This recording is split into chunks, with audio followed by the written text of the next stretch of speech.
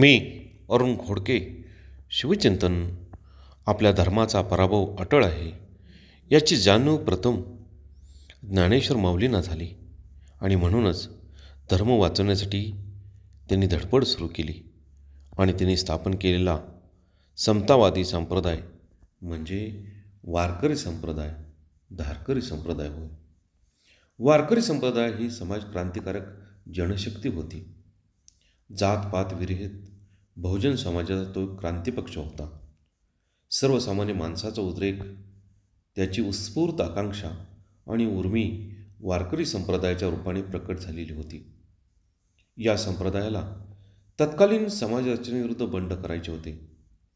हे बंड शस्त्रांचे अगर अस्त्रांचे नव्हते, तर मानव तितुका एकीचे आहे, उच्च न कोणी नीच न कोणी या महान समतावादी तत्त्वज्ञानाचे व सिद्धांताचे होते. लोकसमूहाशिवाय लोकपक्ष नाही व लोकपक्षाशिवाय लोकक्रांती नाही हे जाणून संत ज्ञानेश्वरांच्या नेतृत्वाखाली वारकरी संप्रदायाचा मजबूत पाया तत्कालीन परिस्थितीमध्ये घातला गेला. बहुत काय बोलणे. राम कृष्ण हरी.